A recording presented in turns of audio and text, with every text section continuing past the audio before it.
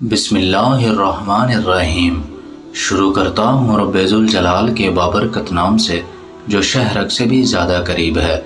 تمام ناظرین کو مہک آف اسلام چینل میں دل کی گہرائیوں سے خوش آمدید اور محبتوں بھرا السلام علیکم۔ تمام ناظرین، آج کی ہماری ویڈیو کا مقصد صرف زمانے کی تشنگی کو بیان کرنا ہے۔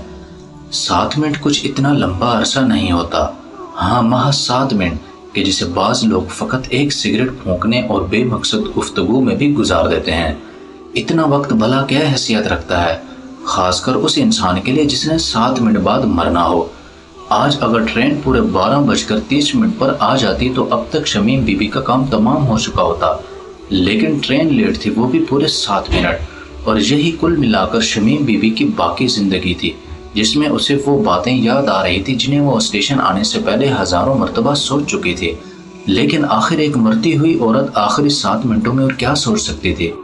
یہ جولائی کی ایک تپتی ہوئی دوپہر تھی اور اس وقت اسٹیشن پر 15 سے 20 مسافر گاڑی کا انتظار کر رہے تھے۔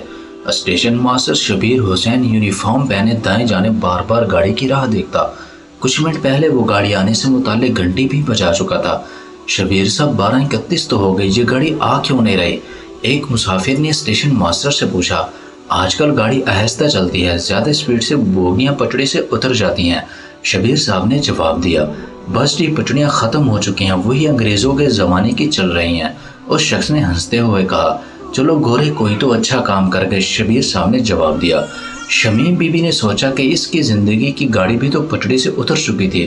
لو کا ایک تیز جھونکا سا آیا تو اسے فوراً اپنی چادر درست کی اور چہرے پر آیا پسینہ پہنچا۔ آج کافی گرمی ہے، ایک مسافر نے دوسرے سے کہا۔ شاید آج 50 ڈگری درجہ حرارت ہے، دوسرے نے جواب دیا۔ لیکن آج اتنی گرمی ہے، یہ بات شمیم بی بی کے لیے کس قدر بے معنی تھی۔ ایک ہی وقت میں ایک ہی پلیٹ فارم پر کھڑے مسافروں کے لیے ایک ہی جیسی چیزیں کس قدر مختلف ہو جاتی ہیں، جیسے یہ 12:30 کے بعد اضافی ملے 7 منٹ دوسرے مسافروں کے لیے گزارنا مشکل ہو رہے تھے، جبکہ شمیم بی بی کو یوں محسوس ہو رہا تھا کہ اگلے سانس کے بعد جیسے ہی اس نے آنکھ جھپکی تو گاڑی اس کے سامنے ہوگی اور اسے بس چھلانگ لگانی ہے اور یہ دکھ بھری زندگی ختم۔ اس کا جسم کانپ رہا تھا، چہرے پسینے سے اتنا تر تھا کہ آنکھ سے بہتے آنسو اور پسینے کے قطروں میں فرق کرنا ناممکن تھا، اور یہ پسینہ صرف گرمی کی وجہ سے نہیں تھا۔ 12:33 ہو چکے ہیں، بیٹا جاؤ مسافر خانے جا کر بہن کو کہو پلیٹ فارم پر آ جائے، گاڑی بس آنے ہی والی ہے، ایک بزرگ نے ساتھ کھڑے نوجوان سے کہا۔ شمیم بی بی خیالوں کے بھور میں بری طرح ہچکولے کھا رہی تھی اور ارد گرد کھڑے مسافروں کی کوئی بات بھی اسے سمجھ نہیں آ رہی تھی، اور اسے یہ بھی معلوم نہیں تھا کہ اس کے پاؤں میں موجود ایک جوتا ٹوٹا ہوا ہے۔ اس نے سوچا کہ اب تو اس کا 6 سالہ بیٹا جیدہ اسکول سے گھر آ گیا ہوگا اور ضرور اسے ڈھونڈ رہا ہوگا، اور بڑے کمرے میں چارپائی پر اسے صرف اپنی بہن سوتی ہوئی ملے گی اور وہ اسے جگا دے گا۔ اماں گڑیا جاگ گئی ہے، بہت زور زور سے رو رہی ہے۔ جیدہ بھاگتا ہوا باورچی خانے میں جائے گا جہاں چولہا ٹھنڈا ہو چکا ہوگا، لیکن اس نے آنے سے پہلے روٹی بنا کر کپڑے میں لپیٹ کر چنگیر میں رکھ دی تھی۔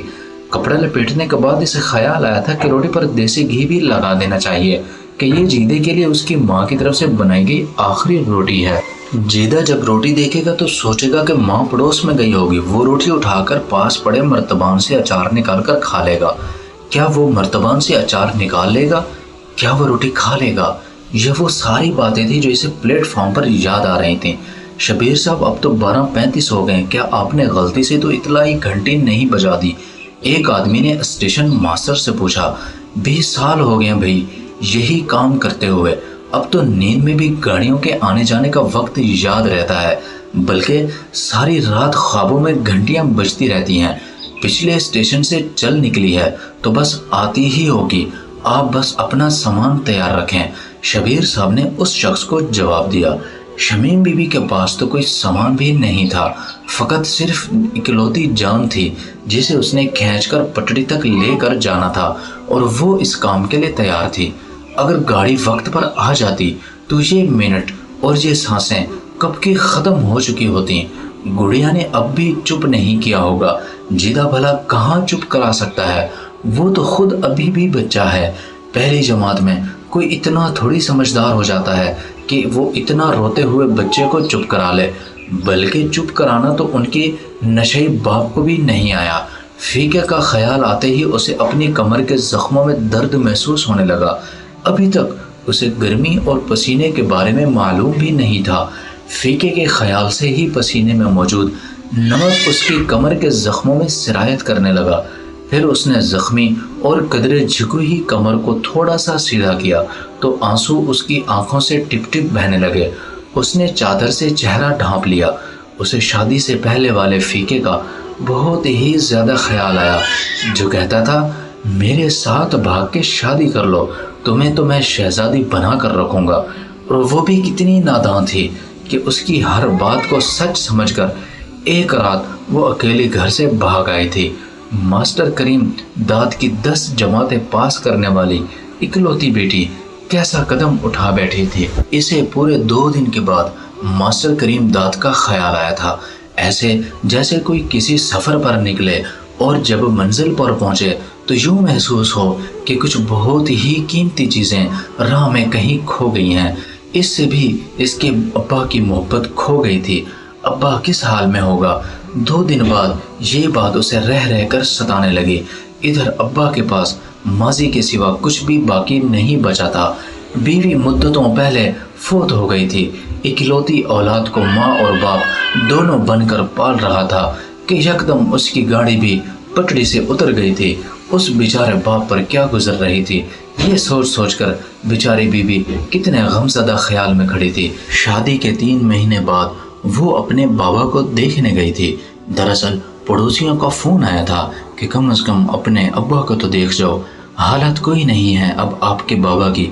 وہ وہاں پہنچی تو سامنے ایک ہڈیوں کا پنجرا تھا جو تھوڑی تھوڑی دیر بعد ہوا کے اندر جانے سے اوپر اٹھتا تھا۔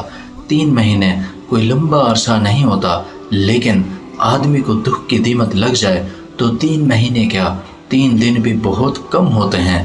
بہت سے دکھوں میں شمیم بی بی کو یہ بھی ملال تھا کہ آخری وقت ابا اسے پہچان نہیں پایا تھا، حالانکہ اس نے رو رو کر بتایا تھا کہ وہ شمیم ہے، ان کی اپنی اکلوتی بیٹی، ان کی اپنی اکلوتی جان، ان کی اپنا اکلوتا سرمایہ۔ معلوم نہیں وہ بوڑھی آنکھیں آخری سمے کیا دیکھ رہی تھیں، اور کسے خبر کہ ان میں اس وقت کچھ نظر بھی آ رہا تھا یا نہیں۔ لیکن شمیم بی بی کو آج تک اس اسٹیشن پر کھڑا ہونے کے 12:36 تک یہ یقین تھا کہ ان کی آنکھوں میں شمیم بی بی کا عکس بالکل ہی مٹ چکا تھا، اور فیکے کی محبت تو اس کے گھر میں قدم رکھتے ہی بالکل ختم ہو گئی تھی۔ اس نے شمیم بی بی سے سارے کے سارے زیور لے کر بیچ دیے تھے، اور اس کے ساتھ جو اور بھی قیمتی سامان تھا وہ بھی لے کر بیچ دیا تھا۔ شادی کے 8 سالوں کے عرصے میں چند ہی دن ایسے ہوں گے جس دن فیکے نے شمیم بی بی پر ہاتھ نہ اٹھایا ہو۔ دور سے گاڑی کے انجن کی آواز آتی ہے، آ گئی بھائی۔ تمام مسافروں نے شور مچانا شروع کر دیا کہ سامان اٹھاؤ، اپنا اپنا سامان اٹھاؤ۔ سارے مسافر اس تیاری میں لگ گئے کہ گاڑی آ گئی، چلو گاڑی پر چڑھتے ہیں۔ اور ساتھ ہی شمیم بی بی نے لمبا سانس لیا، دور سے آتی ٹرین کو دیکھا، چادر پر اپنی گرفت مضبوط کر لی اور اپنے آپ کو مضبوط بنایا، اور یہ سوچ رہی تھی کہ جیدہ کہہ رہا ہوگا ایک تھا راجا ایک تھی رانی، ایک تھا راجا ایک تھی رانی، اور گڑیا رو رہی ہوگی۔ جیدہ گا رہا ہوگا اور گڑیا رو رہی ہوگی۔ دور سے گاڑی کے انجن کی آواز آتی ہے کہ آ گئی بھائی، سامان اٹھاؤ۔ مسافروں نے شور مچانا شروع کر دیا، مسافروں نے تیاری شروع کر دی کہ گاڑی آ گئی، اب تو گاڑی پر چڑھیں گے۔ اس نے لمبا سانس لیا، دور سے آتی ٹرین کو دیکھا، چادر پر گرفت مضبوط کر لی۔ جیدہ کہہ رہا ہوگا ایک تھا راجا ایک تھی رانی، گڑیا رو رہی ہوگی۔ جیدہ گا رہا ہوگا، گڑیا رو رہی ہوگی۔ ٹرین آ رہی ہے، جیدہ گڑیا ٹرین معلوم نہیں۔ 7 منٹ کے آخری چند سیکنڈز میں شمیم بی بی کو کیا ہوا کہ وہ ٹوٹی ہوئی جوتی کے ساتھ اسٹیشن سے باہر کے راستے پر دوڑ پڑی، اس راستے پر جہاں جیدہ ننگے پاؤں گڑیا کا ہاتھ تھامے رو رہا تھا۔ تمام ناظرین، حالات جس طرح سے بھی ہوں، جیسے بھی ہوں، اپنے آپ کو مضبوط رکھیں، حالات سے لڑنا سیکھیں، حالات کا مقابلہ کرنا سیکھیں، حالات کے آگے اپنے آپ کو رسوا مت کریں، اپنے آپ کو سرنڈر مت کریں، کیونکہ برے وقت کی ایک یہ بہت ہی اچھی عادت ہے کہ یہ بہت ہی جلد گزر جاتا ہے۔ دعا ہے اللہ تبارک و تعالیٰ سے کہ ہمیں صبر و استقامت عطا فرمائیں، آمین بجاہ النبی الامین۔